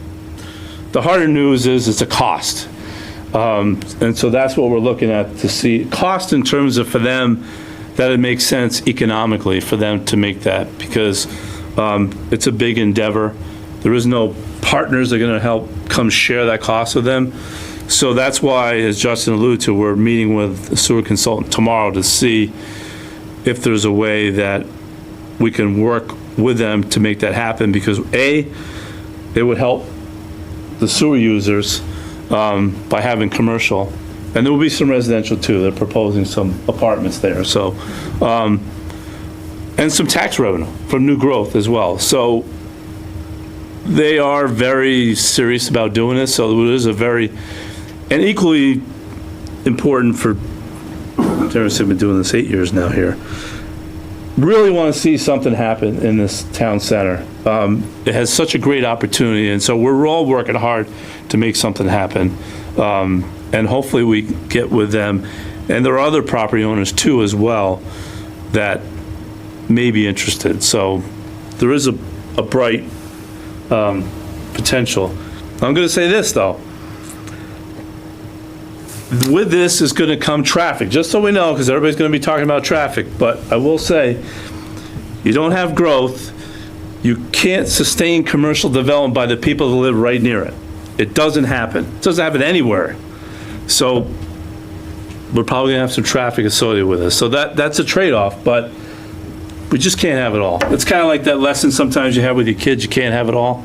well, this is one of those lessons. We're going to try to make the best that we can, and that's where we're at right now with the town sewer. Rich, two things I'd like to add, and then I'm sure you have questions for him. Regarding the Duncan discussion, so we're going to meet with the sewer consultant tomorrow.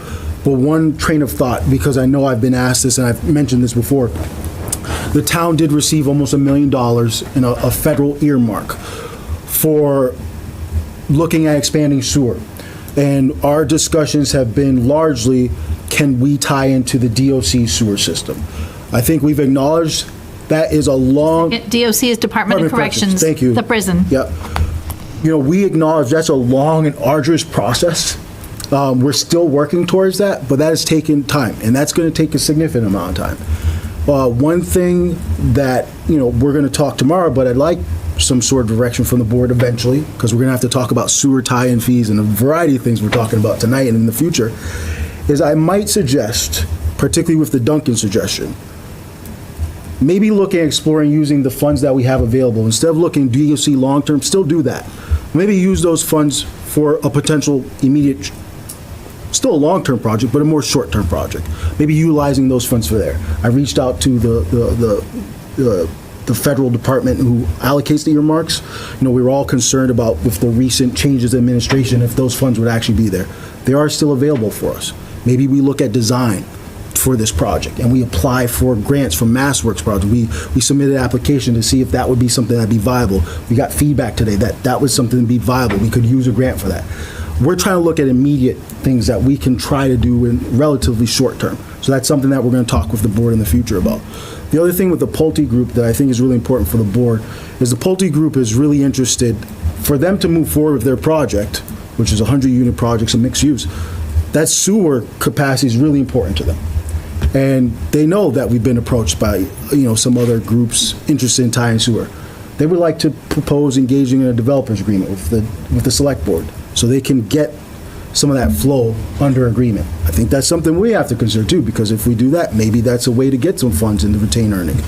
So we're looking at a variety of things here. So I think we've had those discussions behind the scenes. I think it's good to talk about them now. Just as a general heads up, we're still a little bit away, but we're working towards it. And I think the board is going to, you know, have an opportunity to chime in and give us direction on those things. Blair. And I would like to add, as part of this discussion that, you know, which kind of bleeds off of the conversation we were having earlier, that this is an old plant. And for a long time, we have been using a small percentage of it. We're putting about 4,000 gallons per day through the plant. It has a capacity of 30,000 gallons a day. One train is totally shut off. Part of this discussion, and you know, I've certainly been, you know, notice, you know, of the expense over the last few years, where we're at. I don't want to expand this at an expense. Like the driver here is that if we're going to add to it, if we're going to, you know, put more than 15,000 gallons a day through it and open up the other train, all of those are added expenses. So there, you know, I need to see, you know, enough input there so that the expenses of, you know, the expenses are inevitably going to go up for the operation of the plant because you're putting a lot more material through it. At the same time, are the fees offsetting those costs so that the burden is not increased on the users that are already there? And so, you know, I have been saying this to Rich and to Justin for quite some time that, you know, there are some, you know, whether the betterments, however, whatever way you go about looking into this, like I need to see some numbers and a model so that, you know, we don't relive the mistakes of the past. You know, whether that's allocation, you know, charging for allocation, whatever the case may be. Like I just, maybe I'm just a little shy here, but at the same, you know, I just take steps that make sense, so that at the end of the day, we're making good decisions based on facts, not conjecture. Can I ask a quick question? Of course. What percentage with the 100 units in the 6 businesses would it bring the usage, the plant up to? And without really knowing the numbers, I know that one number that had been floating just from Dunkin' Donuts was 6,000 gallons per day. Whether that has changed, based on recent, discussions, I have no idea. So at that point, you're at 10,000 gallons a day, which is, 33% of the capacity of the plant. You still would not need to open up the second train at that point. But I think we also need to consider that will, at that point, the plant can't be expanded. So it is what it is, No, 30,000 gallons. I was more inquired about The Pulte Group? the Pulte Group, the 100-unit condos in the 6 I'm multifamily. not sure how they figure that, depends on whether they're one bedroom, two bedroom. No, they said all 1 or 2 bedrooms. I just, Rich, do we have something there? We can follow up on. There, Okay. when we talked with them before, there was a proposed amount. I think we'll re-engage and give you that information. The proposed amount, if it's the same numbers you and I talked about, would allow for both, but it would limit for that third piece of property in terms of any potential use for that third piece, which is in front of Walgreens. Correct. Is where the I just don't want downside to put a would be. figure out without being So exact. the numbers I saw would show the Pulte and Dunkin' Donuts would put it work on the close, system. it would put it close to 100%. Pretty close. Okay. Correct. Yep. So in embracing these projects, is there a way to partner with these organizations such that they are making an additional contribution to the retained earnings because of the stress on the plant, so that they are bearing the weight of that and we're not putting that on the residents who've been using? That was a bit of what I was implying, and that's part of, we now need to, it's the board ultimately, we need to look at what a sewer connection fee looks like. There's a variety of ways that communities tackle it. Well, we've got to be strategic about that as well, because that's one of the ways to beef up the retained earnings. Yeah. And I also say that, developers agreement is a negotiation. Right. We were successful with Southwood in some part of the negotiation. I would probably leverage that to see how successful we could be here, too. Yeah, Those are the avenues we could look. I would assume that we would enter into a developers agreement with Pulte, for example. Perhaps more so than, I don't think we'd necessarily be doing that with Dunkin' Donuts, but clearly we would be with Pulte. And much like we did with Southwood, for those that don't know, we negotiated development agreements, because we're not the planning board, we're not the permitting board per se, but basically it's an understanding between the Board of Selectmen and the developer that who's going to do what and what the responsibilities are. And so that is a way that you can, I don't want to say leverage, because it's not leverage, it's a business deal. It's a business deal that gets revenue in advance of the project that would offset some of those costs. That would be our intent. Getting to agree to it is a different thing, but that's what negotiations are all about. Yep. But we were successful with Southwood. The gentleman has a question. So, okay, Peter. Come up. Peter, come on. You got to come up, Peter. Sorry.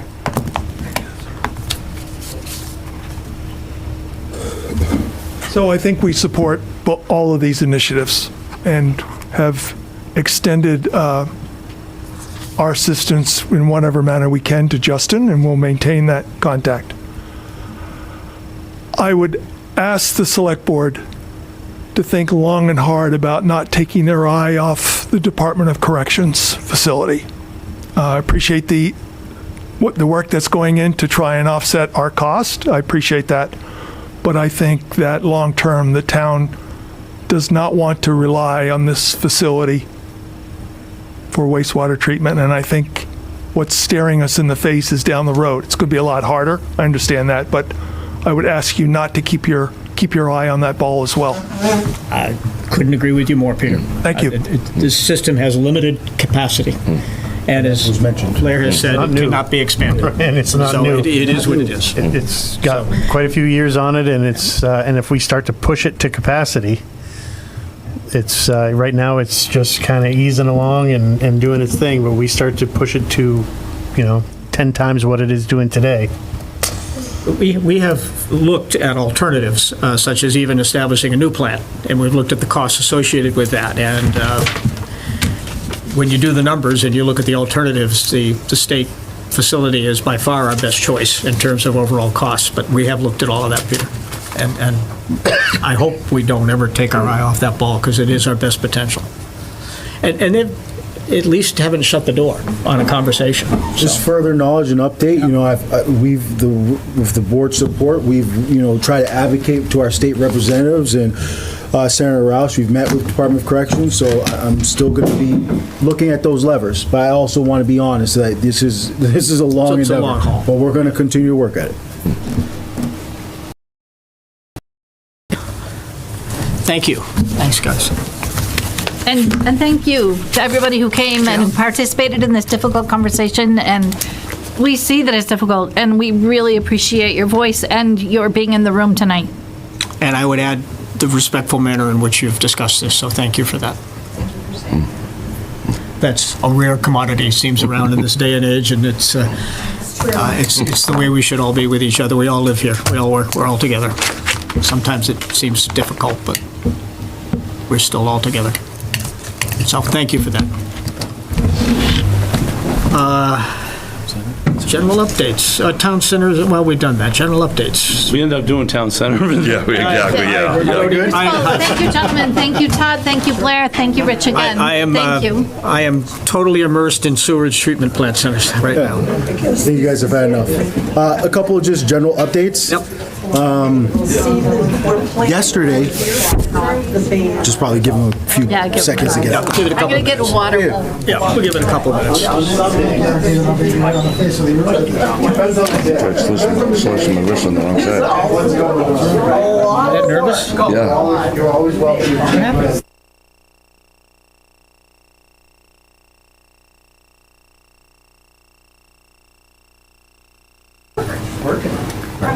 I got CPC tomorrow.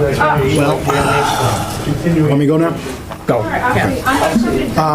Just two quick updates on my end. Yesterday, the Affordable the Affordable Housing Trust voted officially to. Thank you. Pick these up. Yep, that's okay. Justin, I'm sorry. No problem, Miss Whitney. That's fine. We won't, Betsy, we won't steal them, I That we promise. enjoy having them in the Well, background. that's good. And of course, you know that many, many, many years ago, selectmen were called the chosen men. Before women, but still the chosen. Jim would want to call us the chosen ones. And I somehow believe I'm sure you were aware as a historian, the original select board, which was men at that point in time, were deacons of the Federated Church. There's a piece of history you might not have known. Well, I'm going to write that down. There you go. Thank you, John. Thank you all. Just two quick updates. Yesterday, the Affordable Housing Trust did meet, and they did formally vote to express an interest in purchasing that Chapter 61B property, which I think is great. Got to get it on the warrant. So that's great. Next, for this one, we don't. Oh, that's right. We do don't. not. You're right, because we don't need it. We don't need any funding. So I've already contacted town council and say, hey, let's We're gonna give you buy a it. heads up. Okay. We're interested. We'll be prepared for the next I forgot they had the meetings funds. to move forward with that. So that's good. I think that's great. Oh, good for them. Yep. And then just a quick update for the municipal aggregation program. I got some information that I thought would be nice to share. We'll put this on our website too. There was also a small little hiccup. For people, and we'll put this on our website, for people who did an opt-out card, there was a sort of a hiccup there where they're going to see, based on a systematic error, they're going to see the opt-out in the April 2025 meter and not the March 2025 meter because it's going to be delayed by a month. But overall information about enrollment that I think is very interesting. We had original enrollment, 3,344 people. 172 people opted out. 112 people decided to opt in, or they were on a third-party supply. So current enrollment now is about 3,211 people, and a majority of them, 3,196 of them, are on the standard product. Only 15 people decided to go for the higher optional amount. But overwhelmingly, the standard product is where people were going to go, which is what we predicted. And how many households altogether? So 3,211. No, total in the town. So far, 3,211, that's correct. No, how many, No, how many, how many total, what percentage of our total housing is that represent? I should know that number, and I Doing the don't. math off the top of my head. I thought we had around 5,000 some odd residents. Am I thinking wrong?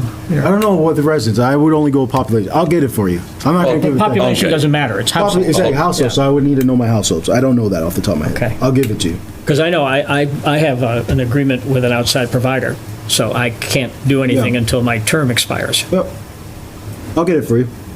No, you don't have to, it's No, I okay. want to. I thought this was great information. I like It it. is. It is good Just information. only partial information though, but yes, it was good. It's the information. This is the information I got from you, and I got them today. I'm sharing with the board today. Leave the guy alone, come on. Jesus. He's still thinking so much, Don't worry, I'll follow up when I get more right. information. I'll be looking forward to it.